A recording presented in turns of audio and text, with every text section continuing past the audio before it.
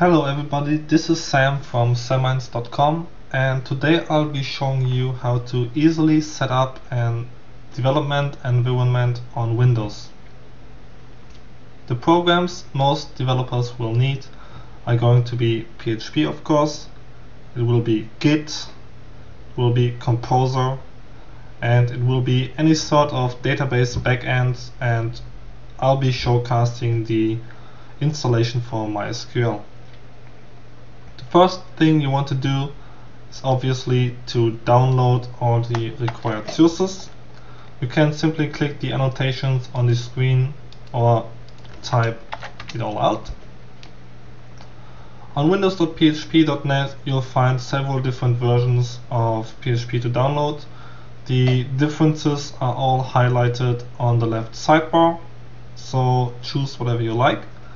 Personally, I'll be choosing the last option, VC11x64 thread safe, and I'll be downloading the zip file. Second thing to download is going to be Git.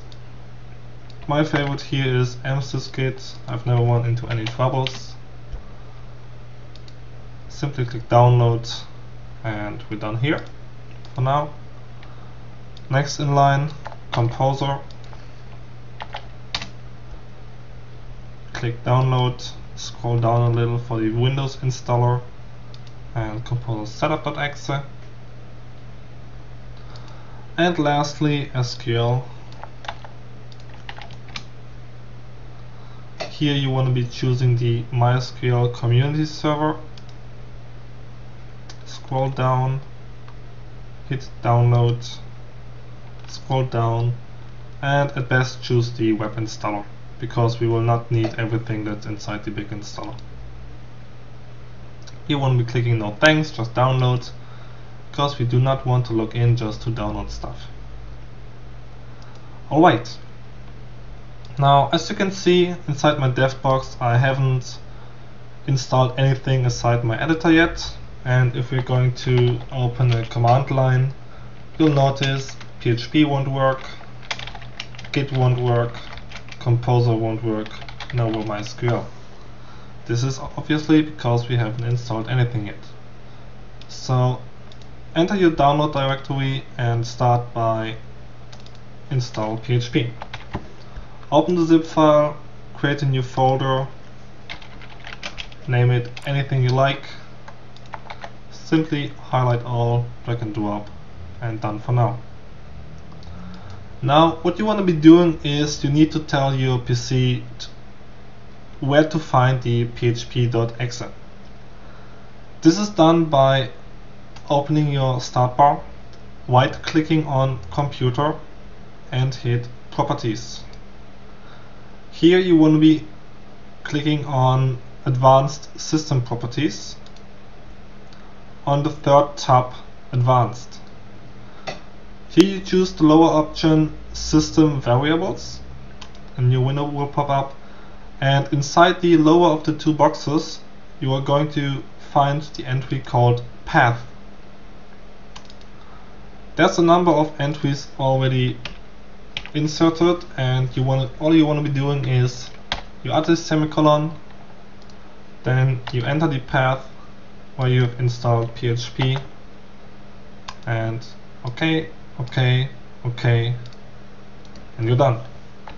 If you open a new command line now, you'll see php-v will return the current installed PHP version, and we are good for now. So the second thing you want to install is Git. Simply double click the executable. Next. Obviously you're going to read everything here. Choose your path where you want to install it. To me this is not the Git, this is the dev box, Git. Next, choose whatever you want here. This is, I don't need the start menu folder. And this is important. Here you want to be choosing the second option, so that Git will automatically be registered inside your environment variables. click next again, check out Windows style for line encodings, and this will take a while. While this is installing, we can quickly install Composer. Simply open the executable, hit next. We don't really need the show menu, hit next. Here the PHP executable is asked for.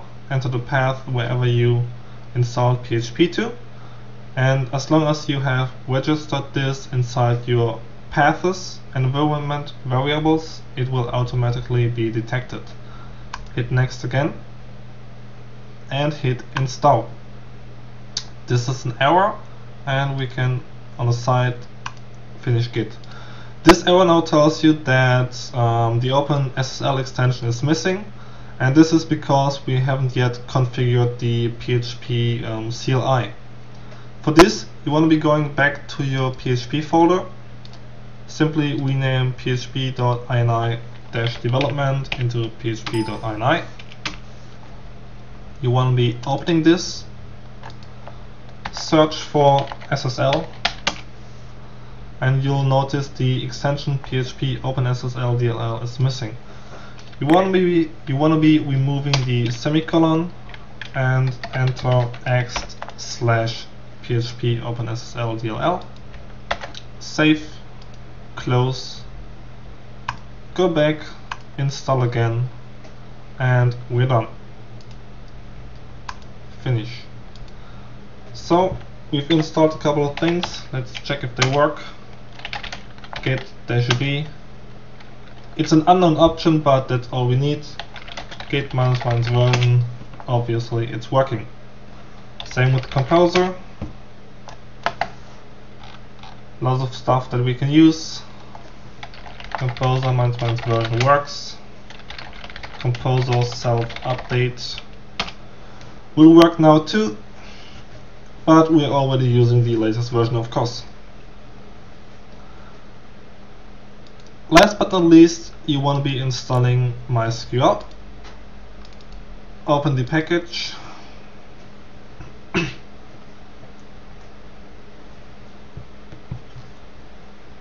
Here you want to hit install MySQL products.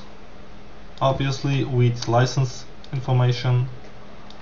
Check for updates again. Next. Here you can choose whatever you like. Personally, I will only install the server because I don't need all the other MySQL products. Like if you go for the full installer, you'll get the MySQL Workbench, MySQL Visual Studio plugins, connectors, tutorials, documentation, all that stuff, which is really good and a nice offer, but we will only need really the server. We'll be installing this to the DevBox MySQL. Same here. Hit next. Check requirements. This is going to be installed now. We hit next again. Configuration comes next. And here you basically need to make sure that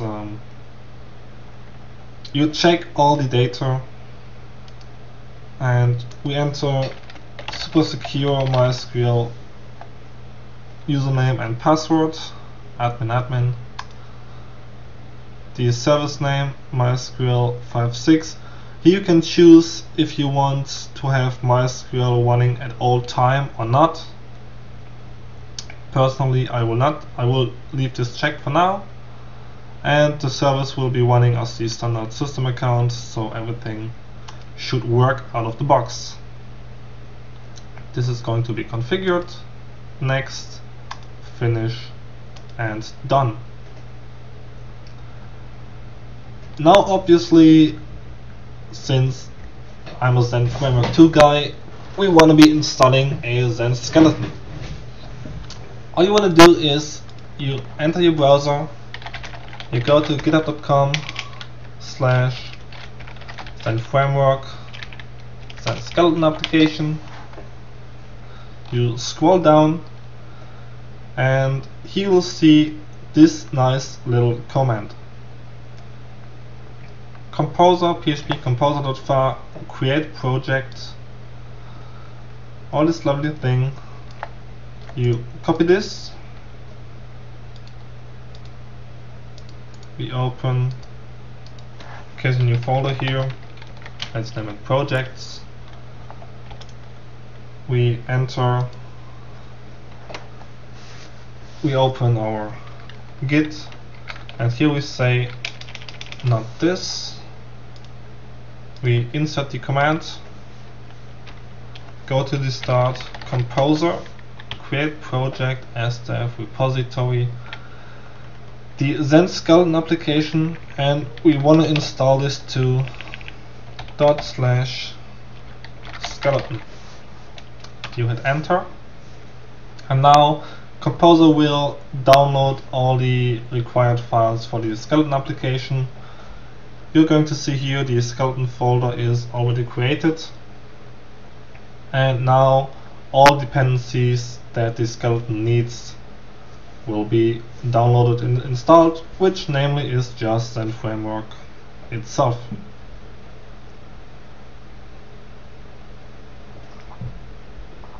This is going to take a while.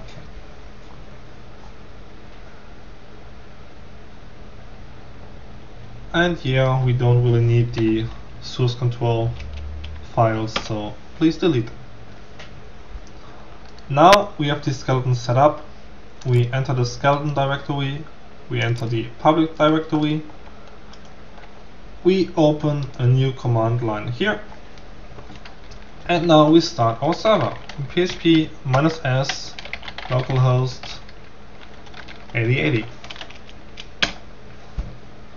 Now we've used the PHP internal server to create a web server for us that is listening to localhost 8080. Enter this into your browser and you'll see the skeleton application is fully functional. And this is everything that will be covered today. Next time we'll be going into the introductional tutorial for Zend Framework 2, and we'll be creating the album tutorial. I hope you like this one. Please leave me comments and feedback, and I'll see you guys next time.